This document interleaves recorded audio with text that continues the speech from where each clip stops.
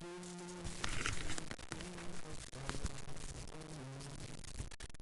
la parole était avec Dieu. Au commencement était la parole. Et la parole était Dieu. Alléluia. Au commencement était la parole. Et la parole était avec Dieu. Au commencement était la parole.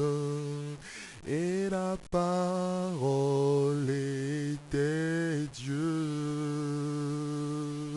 Le ciel et la terre sont l'œuvre de ses mains. Il les a créés par son intelligence. Le ciel et la terre sont l'œuvre de ses mains. Il les a créés par son intelligence. Alléluia, au commencement était la parole. Et la parole était avec Dieu. Au commencement était la parole. Et la parole était Dieu. Nous bénissons le nom du Seigneur de ce créneau qui nous a été donné pour partager ensemble la parole de Dieu. La Bible dit que la parole de Dieu est esprit et vie et nous le croyons. Nous croyons de même que toute autorité de Dieu se révèle dans sa parole. La Bible dit que toute écriture est inspirée de Dieu et est digne de confiance. Ce matin, nous allons parler de quelque chose de très fondamental. Nous allons parler de la séparation.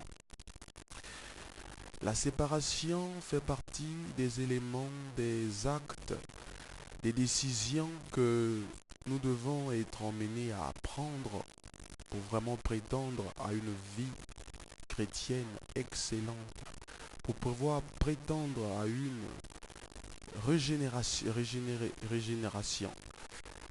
Nous allons sans plus tarder voir cela dans Genèse 1.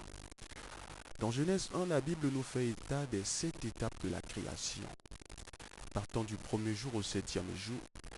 Et le Seigneur nous donne de comprendre que ces 7 étapes correspondent bien aux 7 étapes aussi qui doivent être franchies dans la vie du chrétien pour pouvoir prétendre à une rencontre fructueuse avec le Seigneur.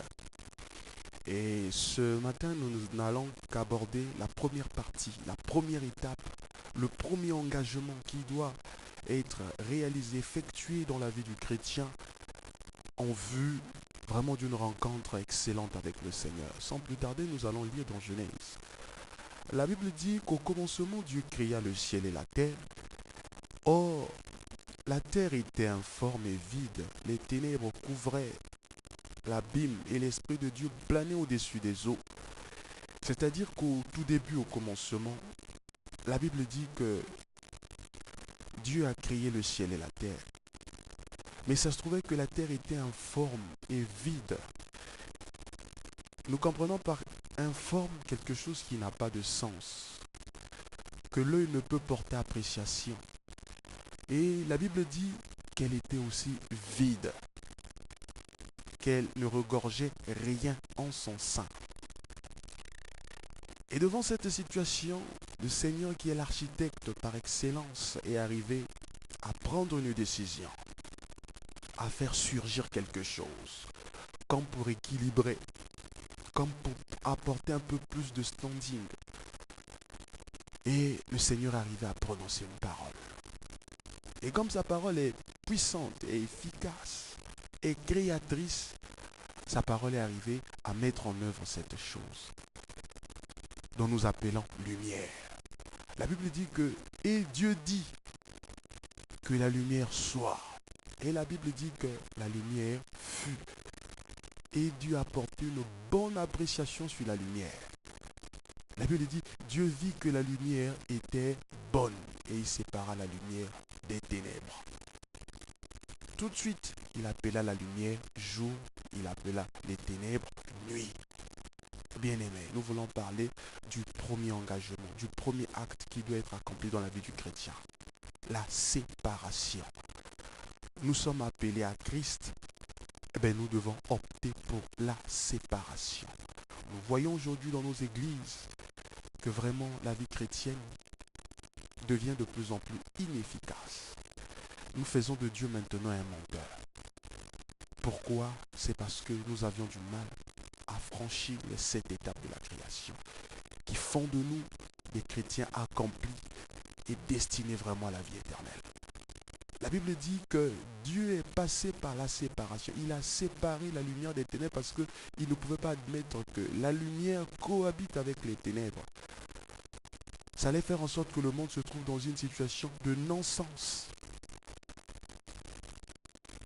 Et nous voyons cela dans la logique aussi de Paul. Quand il a compris ces choses, la Bible dit que Paul est arrivé à dire que ce n'est plus moi qui vis, mais c'est Christ qui vit en moi. Et plus loin, il est encore arrivé à dire que je suis dans le monde, mais je ne suis pas du monde. Bien-aimé, tu es dans le monde, tu es du monde, ou tu es dans le monde et tu n'es pas du monde. Et si Paul n'est pas du monde, il est d'où? Paul était du ciel. Bien-aimé, la séparation. Et nous le voyons aussi dans la démarche d'Abraham.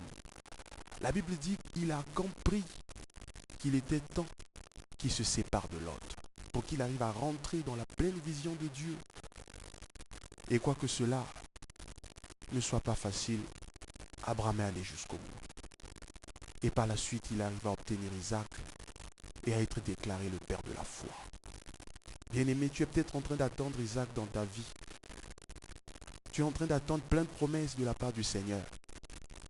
Mais tu es en train d'oublier aussi un détail important dont il faudrait que tu prennes en compte pour que tu arrives à rentrer dans ces moments de gloire. La séparation. Si nous voulons être efficaces dans notre ministère, dans notre vie de prière, dans nos mariages, dans nos professions, nous devons opter pour la séparation. Elle est douloureuse, elle est difficile, mais elle est primordiale. Nous voyons de nos jours de ces chrétiens ayant un pas dans le monde et un pas dans l'église. La Bible dit dans Apocalypse que parce que tu es ni chaud ni froid, je te vomirai. Bien-aimé, tu es comment aujourd'hui? Essaie un peu de te mirer, de faire un rétrospectif de ta vie. Est-ce que tu t'es séparé vraiment du monde? Paul, il a dit, je suis dans le monde, mais je ne suis plus du monde. Il dit, c'est-à-dire, ce n'est plus moi qui vis, c'est Christ qui est aux commandes de sa vie. La première démarche. Le premier accomplissement dans la vie du chrétien, c'est la séparation. Bien-aimés, pensons à nous séparer de tout ce qui ne fait la gloire du Seigneur, de tout ce qui fait la honte de notre éthique de vie chrétienne. Et en cela, nous pouvons espérer en une vie chrétienne excellente. Nous devons nous séparer. Bien-aimés, c'est le temps. Et cela correspond bien au premier jour. La Bible dit que Dieu, après avoir fait cette séparation, il a conclu le premier jour. Le premier jour correspond au premier pas que tu dois franchir dans ta vie avec Christ. Et nous verrons par la suite les 6 autres étapes.